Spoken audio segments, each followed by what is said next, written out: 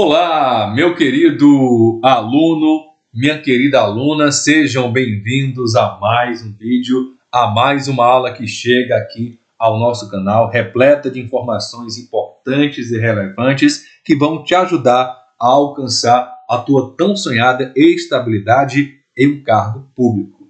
Então, no nosso vídeo, falaremos sobre a coqueluche. Se você não é inscrito, se inscreva.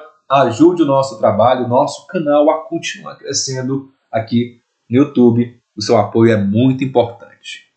Então, recados dados, vamos já iniciar a nossa aula para que ela não fique tão longa, tão cansativa, porque se o cansaço chega, o aprendizado vai embora. Vamos lá trazer uma descrição, um quadro geral da coqueluche. A coqueluche é uma doença infecciosa aguda, de alta transmissibilidade, de distribuição universal.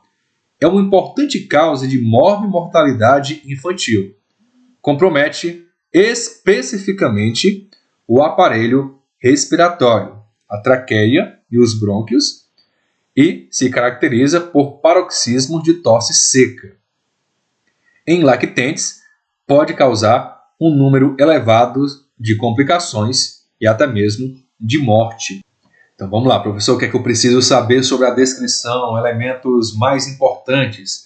Doença infecciosa aguda, alta transmissibilidade, ocorre em todo o universo, distribuição universal.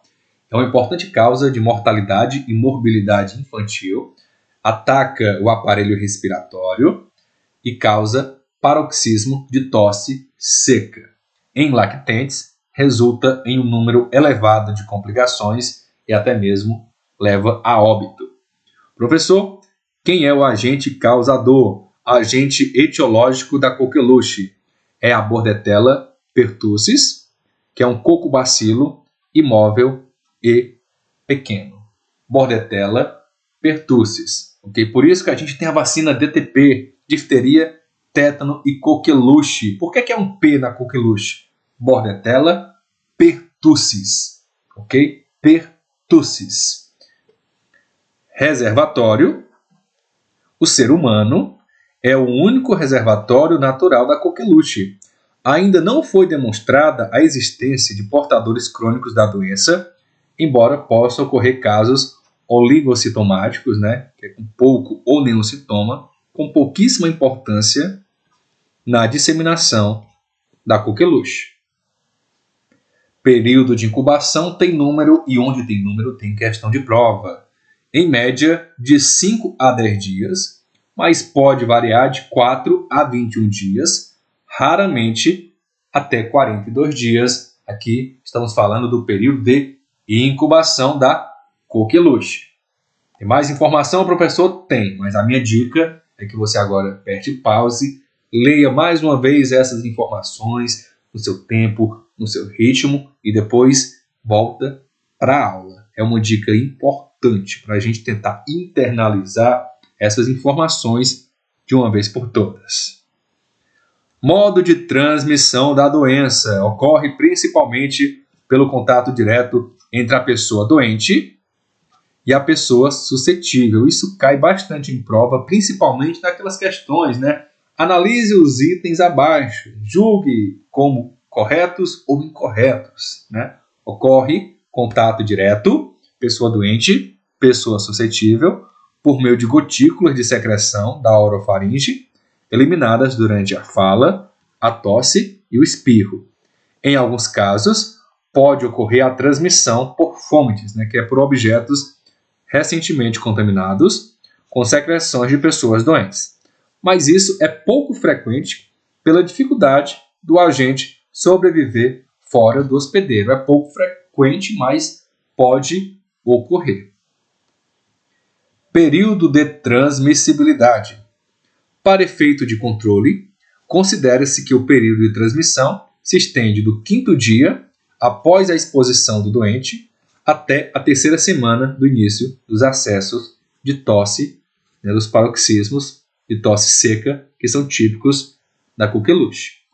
Em lactentes menores de 6 meses, pode prolongar-se por até 4 ou 6 semanas após o início da tosse.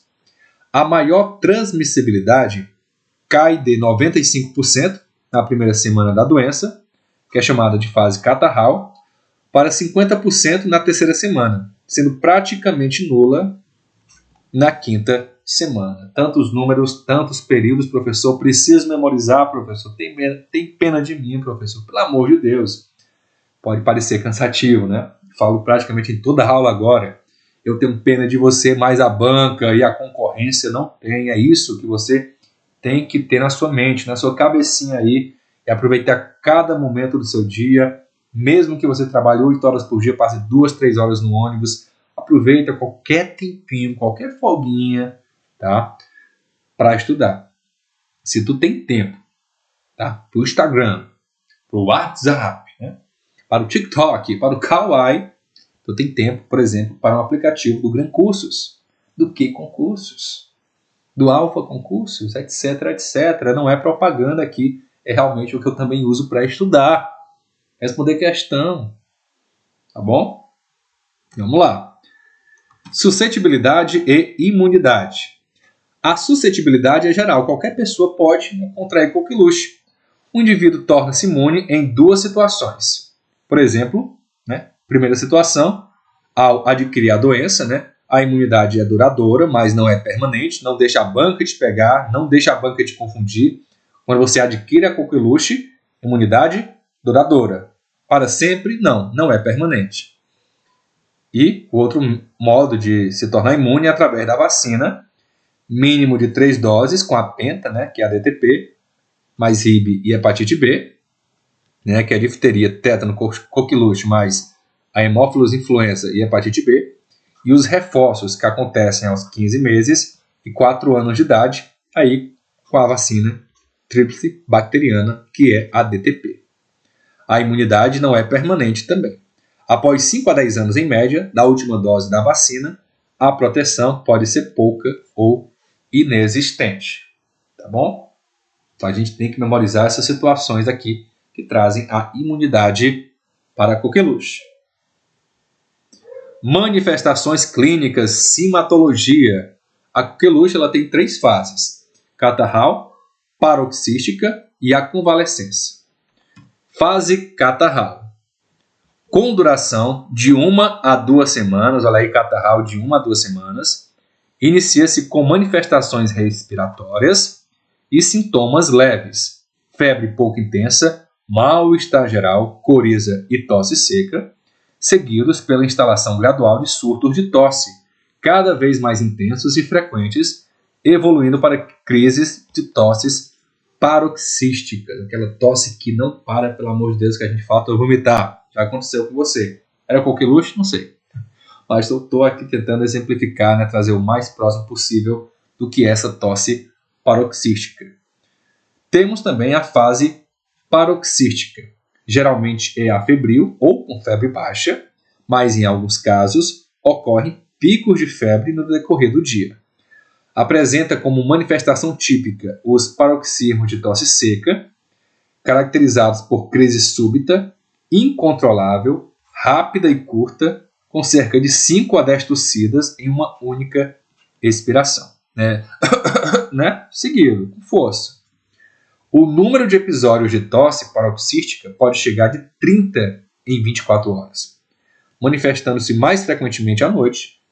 A frequência e a intensidade desses episódios de tosse paroxística aumentam nas 2 primeiras semanas e depois diminuem. Essa fase dura de 2 a 6 semanas, fase paroxística. Poxa, professor, tanta informação. Se tem coqueluche específico lá no teu edital, está citando coqueluche como um dos conteúdos, você tem que ter, sim, maior atenção, maior carinho a todos esses detalhes, a todas essas fases, a duração e o que mais se destaca em cada fase. Tá bom? Temos também a fase da convalescência. Os paroxismos de tosse desaparecem e dão lugar a episódios de tosse comum. Essa fase persiste por 2 a 6 semanas. Em alguns casos, pode prolongar por até 3 meses. Em indivíduos não adequadamente vacinados ou vacinados há mais de 5 anos, a coqueluche, com frequência, não se apresenta sob a forma clássica, podendo manifestar-se sob formas atípicas, com tosse persistente, sem paroxismos, guincho característico ou vômito pós-tosse. Tá bom? Os lactentes jovens, principalmente os menores de 6 meses, constituem um grupo de indivíduos particularmente propenso a apresentar formas mais graves da coqueluche, muitas vezes letais. Nessas crianças, a doença manifesta-se com paroxismos clássicos, algumas vezes associados a cianose, sudorese e vômitos.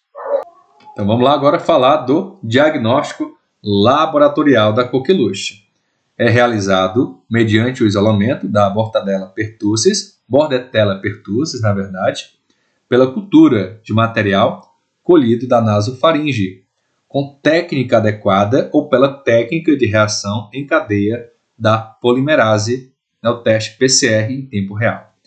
A coleta do espécime clínico deve ser realizada antes do tratamento, da terapia com antibióticos eficaz ou no máximo até 3 dias após o seu início. Tratamento da coqueluche, professor, pelo amor de Deus, não deixe esse tópico para trás. O tratamento ele é realizado com antibióticos de classe dos macrolídeos, como azitromicina, claritromicina e eritromicina. Nos casos de contraindicação ao uso desses macrolídeos, recomenda-se sulfametazol associado ao trimetoprina. Eu tenho certa dificuldade em falar algumas palavras, você percebeu, mas aí medicação não está muito voltada à nossa área, que é a minha área, que eu sou agente de saúde, mas eu faço aquela leitura e é pouco provável, se você está fazendo a prova para ACS ou ACE, pouquíssimo provável que esse conteúdo caia na tua prova. Mas a banca pode ser maldosa e pode jogar uma questão. E aí não adianta recorrer, está no conteúdo programático da tua prova. Mulheres, no último mês de gestação ou puérperas que tiveram contato com caso suspeito ou confirmado e apresentarem tosse por 5 dias ou mais, independentemente da situação epidemiológica, devem realizar o tratamento para a coqueluche. Além das puérperas, os recém-nascidos também deverão ser tratados. Imunização. As vacinas penta, difteria, tétano, pertussis, hepatite B e hemófilos influenza tipo B e a tríplice bacteriana, a DTP, devem ser aplicadas em crianças. Opa, o que foi isso aí, professor? Vamos lá. A penta e a DTP devem ser aplicadas em crianças, mesmo quando os responsáveis refiram história da doença. Na rotina dos serviços, o esquema da vacina penta corresponde a 3 doses, administradas aos 2, 4 e 6 meses de idade. Facinho. Intervalo recomendado de 60 dias entre as doses, com o mínimo de 30 dias em situações especiais. A terceira dose não deverá ser administrada antes dos 6 meses de idade. São necessárias doses de reforço com a vacina DTP, difteria, tétano e pertussis, que devem ser administradas aos 15 meses e aos 4 anos de idade. Vamos lá, facinho de memorizar. A penta, 2, 4 e 6 meses. Reforço com a DTP, com a tríplice, 15 meses, 4 anos de idade. Outra estratégia utilizada para a prevenção da coqueluche é vacinar todas as gestantes com a vacina do tipo adulto, a DTPA. Essa vacina deve ser administrada em cada gestação a partir da 20ª semana. Em gestantes que não foram vacinadas durante a gestação, é necessário aplicar uma dose da DTPA no puerpério o mais precocemente possível. Deve-se administrar uma dose de DTPA para todos os profissionais de saúde, considerando o histórico vacinal de difteria e tétano, com reforço a cada 10 anos. Para os não vacinados ou com esquema de vacinação desconhecido, iniciar o esquema com a penta. Crianças com esquema vacinal incompleto, completar o esquema com penta ou DTP, DTPA, segundo a situação vacinal encontrada.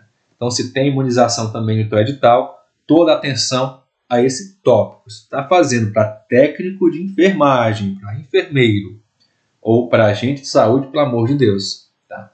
Abraça esses trechinhos aqui da imunização, se entrega para eles de braço aberto. E para finalizar, notificação da coqueluche. Ela é uma doença, sim, notificação compulsória em todo o território nacional. A investigação laboratorial é recomendada em todos os casos atendidos nos serviços de saúde para fins de confirmação e estabelecimento de medidas para o tratamento e redução de sua disseminação. A notificação é feita no SINAM por meio do preenchimento da ficha da coqueluche. Então, um grande abraço, aula curtinha, porém rica de informações. Não deixe de comentar. Até o próximo vídeo. Valeu!